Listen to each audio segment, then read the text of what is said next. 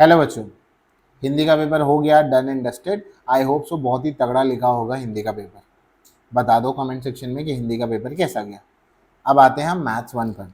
Maths one के अंदर जो हमारा 1.5 दिन बाद मैथ्स वन का पेपर है, उसके लिए ये वीडियो सभी के लिए है। टॉपर्स के लिए भी है, बिलो एवरेज के लिए भी है और एवरेज स्टूडेंट सब के लिए है। तो ध्यान से सुनना, एंड तक देखना और कमेंट सेक्शन में मेंशन कर दो, yes sir I will score 40 on 40 in maths one. अब सबसे पहले मैं टॉपर्स को बोल दूं, अगर आप टॉपर है यानी कि आपने मैथ्स बहुत अच्छे से किया होगा, तो एटलीस्ट आपकी एक्सरसाइज तो बहुत पक्की हुई होगी। तो 1.5 दिन के अंदर एक्सरसाइज सारी की सारी रिपीट करने की ज़रूरत नहीं है। जो सम डिफिकल्ट लग रहा है उसको रिपीट करो, प्रॉब्लम सेट को अच्छे से देख लेना, PYQs अच्छे से देख लेना। मुझे मालूम है अगर आप टॉपर है तो आपकी सुई कहाँ अटकी होगी, हॉट्स पर अटकी होगी। हॉट्स के लिए मेरे वीडियोस कुछ है, उसको देख कर जाना। बहुत ज़्यादा चांसेस है कि उसमें से आ जाए, बहुत ज़्यादा चांसेस है कि वैसा मिल जाए। कहाँ पर है वीडियो, चैनल पर मिल जाएंगे, लिंक में भी डिस्क्रिप्शन में डाल दूंगा, वहाँ से देख सकते हो। और PYQ ज़रूर देख कर जाना। टाइम टाइम पे पेपर का प्रेजेंटेशन वगैरह सब कुछ आपको वहाँ पर मिलेगा ज़रूर। ठीक, अब बात करते हैं उनकी जो एवरेज है या बिलो एवरेज है। देखो, एवरेज या बिलो एवरेज को सबसे पहले उठानी है भाई टेक्स्ट बुक। आप टेक्स्ट बुक उठाओ, जो सीक्वेंस में बता रहा हूँ वो चैप्टर पहले एकदम पक्के होने चाहिए, एकदम पत्थर की तरह पक्के, एकदम अच्छे से आने चाहिए। सबसे पहला चैप्टर प्रोबेबिलिटी है, बाई हुक और क्रुक अच्छे से आना चाहिए। टेक्स्ट बुक करनी है और PYQs करने हैं। प्रॉब्लम सेट में से जितना कर सकते हो कर लो, पर उसके MCQ ज़रूर कर लेना। प्रोबेबिलिटी के बाद आप लोग चैप्टर करेंगे लीनियर इक्वेशन। अगर ग्राफ हार्ड लग रहा है आपको, आपका मैथ बहुत ज़्यादा डिफिकल्ट है आपके लिए, ग्राफ हार्ड लग रहा है तो ग्राफ को छोड़ सकते हो, पर बाकी सारी चीज़ें कर लेना। वर्ड प्रॉब्लम भी आसान है, 2-3 बार करोगे तो याद हो जाएंगी कंडीशंस। लीनियर इक्वेशन के बाद जो है आप इस पर जा सकते हैं, अर्थमेटिक प्रोग्रेशन पर जाएं, वो चैप्टर कर लें।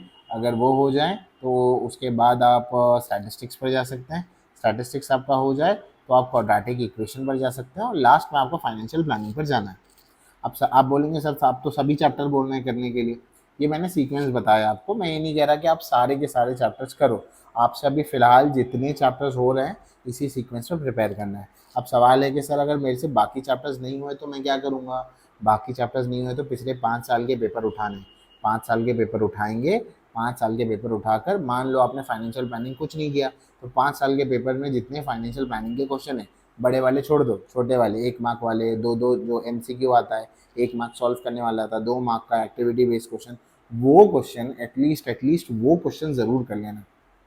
वो क्वेश्चन आपको आने चाहिए, वो क्वेश्चन आपके आसान है, वो हो जाने चाहिए। ठीक, तो PYQs में उसको ज़रूर देख लेना। अगर नवनी 21 है तो उसमें से भी प्रैक्टिस कर सकते हो। सारे पहले 1 मार्क के करो, फिर 2 मार्क वाले क्वेश्चंस करो। उसके बाद बहुत ज़्यादा लाइव सेशंस अटेंड करने की ज़रूरत नहीं है अभी फ़िलहाल के लिए। पर्सनली ये मैं कह रहा हूँ, आप हो सकता है कि आपका ओपिनियन अलग हो।